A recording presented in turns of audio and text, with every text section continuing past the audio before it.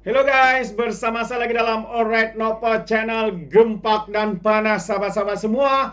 Apabila rakyat Kedah semakin mengeluh dengan kegagalan kerajaan Parti PAS di negeri Kedah. Kerana apa tidaknya sahabat-sahabat semua, ya menteri besarnya sendiri mengaku bahwa tugas utamanya hanyalah membaca, mengumumkan projek-projek mega, tapi sehingga hari ini sahabat semua, satu pun tidak ada yang berjaya dilaksanakan ataupun disiapkan. Isu air sahabat-sahabat semua, rakyat dikatakan mengeluh setiap hari. Begitu juga dengan kenyataan ya daripada MB Lato-Lato ini yang cuba untuk melarikan diri dan menyalahkan pihak MBI dan mengatakan mereka ini adalah lintah darat. Hari ini sahabat semua, sekali lagi YB Johari, ahli parlimen Sungai Petani mengatakan, katanya hari-hari saya dapat aduan masalah air di negeri Kedah. Sebab apa tidaknya sahabat semua, seperti mana yang pernah dijanjikan oleh MB Lato-Lato ini, katanya akan menyiapkan bekalan air bersih di negeri Kedah tahun 2023, tapi sehingga ke hari ini sahabat-sahabat semua, apa yang dikatakannya itu sama seperti yang dimaklumkan bahwa tugasnya hanya membaca sahabat-sahabat semua. Jadi ahli parlimen Sungai Petani Dr. Muhammad Taufik Johari mendedahkan bahwa setiap hari beliau menerima aduan tentang masalah air yang berlaku di negeri Kedah itu. Katanya terdapat dua projek sakit yang parah di negeri Jelapang Padi itu, yaitu loji rawatan air Bukit Selambau dan Sungai Limau. Tarik siap ini loji rawatan air Bukit Selambau sepatutnya pada tahun 2023 ya, 2 Desember, dan dijadwalkan semula pada 26 hari bulan Jun tahun 2024. Kalau kita tengok kemajuan fizikal sepatutnya berapa? Sepatutnya 56.29%, tapi yang siap hanya 24.47%. Jadi projek kedua adalah loji rawatan air Sungai Limau. Tarik siap sepatutnya 28 Oktober, tetapi dijadwalkan semula pada 25 April tahun 2024. Kalau kita tengok kemajuan fisikalnya, katanya sepatutnya 71.61%, tetapi hanya 21.1%, katanya dalam satu video di platform TikTok. Menurut YB Taufik lagi,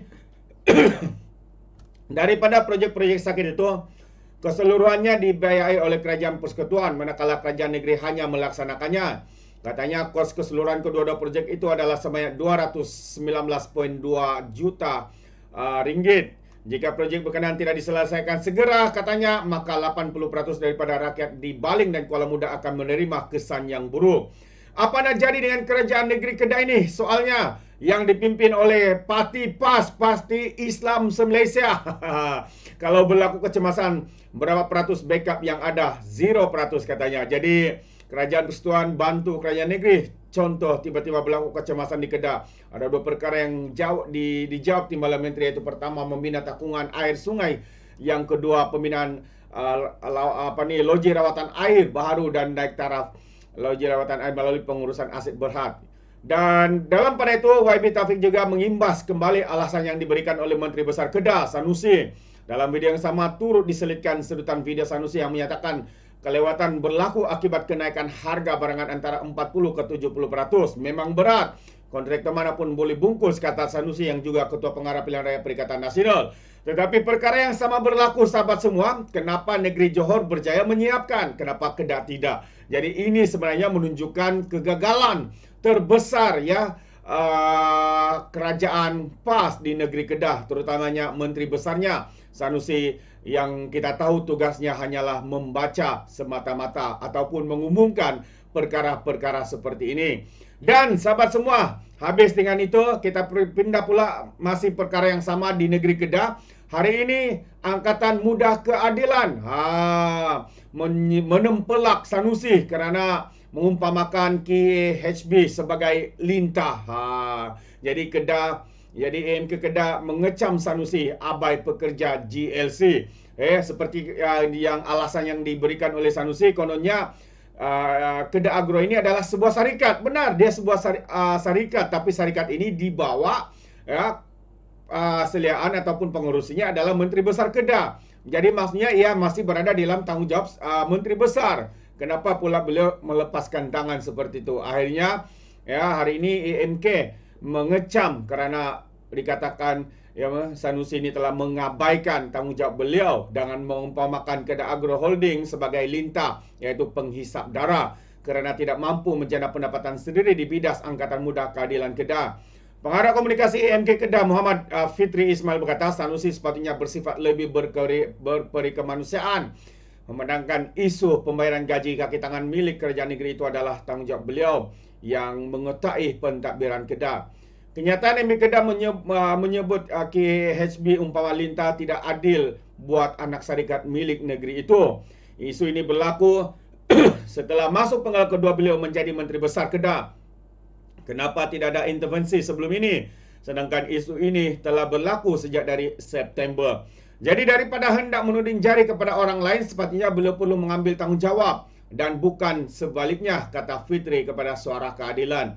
Baru-baru ini Sanusi memilih untuk menyalahkan pentadbiran kerajaan terdahulu kerana membenarkan perbelanjaan gaji kaki tangan milik pada Perbadanan Menteri Besar Kedah itu ditampung kerajaan negeri. Bagaimanapun Sanusi tidak pula melakukan sebarang perubahan atau penstrukturan semula Kedah Agro ini selepas mengambil alih teraju negeri itu dan memperbaiki keadaan kewangan syarikat berkenaan. Namun bagi Fikri, isu membabitkan tunggakan gaji itu tidak sepatutnya menjadi masalah besar, memandangkan Adun Jener itu sering mendakwa Kedah menerima pelaburan ketiga terbesar selepas Kuala Lumpur dan Selangor. Sepatutnya isu tunggakan gaji ini tidak menjadi masalah buat kerajaan negeri, katanya, sebab Sanusi sering mendakwa Kedah menerima pelaburan kuku, banyak hasil cukai. Jadi saya kira isu ini tidak perlu menjadi bukan masalah buat mereka, ujarnya.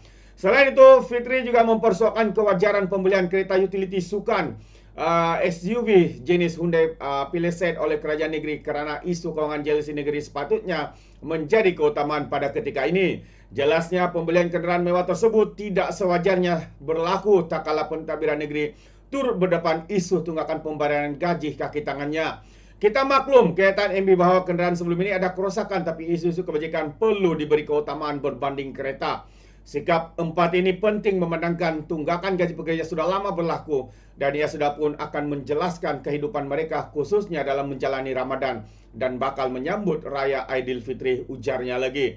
Pada 24 Mac lalu, Menteri Besar Sanusi dalam kenyataan kepada media berkata, tujuan menubuhkan JLC adalah untuk berniaga dapat projek kerajaan dan keuntungan peluang balik kepada kerajaan. Namun katanya, Kedah Agro mempunyai 30 orang pekerja tidak menyumbang hasil kepada kerajaan. Sumbang tak pernah tapi kikis lagi, bukan JLC, ini lintah, katanya. Itu antara kenyataan, ya, seringkali membuat kenyataan untuk melepaskan diri dan tidak bertanggungjawab, ya, dan akhirnya dikatakannya JLC ini adalah lintah darat. Kerana itu sahabat semua, kalau kita lihat di media sosial, satu demi satu sahabat-sahabat semua, ya, individu memberikan pendedahan kepada kegagalan syarikat ataupun Menteri Besar Kedah ini, sahabat-sahabat semua, amat-amat memalukan. Lepas tangan begitu sahaja dan tidak pun mencuba untuk membantu sahabat semua. Inilah pemimpin yang paling gagal di dalam mentadbir sebuah negeri. Hanya pandai membaca tugas utamanya. Lepas itu apabila tidak berjaya, kononnya bukan salah dia, sebab dia hanya membaca, sahabat semua. Ini apa punya pemimpin, bagus letak jawatan saja. Jadi itu pandangan saya, sahabat semua. Anda boleh berikan komen atau pandangan anda di dalam ruangan komen. Tapi ingat, komen dengan cara berhemat. Jadi izinkan saya untuk mengundurkan diri dan seperti biasa, peribahasa mengatakan, tak apapun kangkap 2 tahun keinginan. Dalam bahasa Melayunya, tepuk dada, tanya selera. Sekian saya daripada Alright Nampak Channel. Saya kita berjumpa lagi. Bye-bye.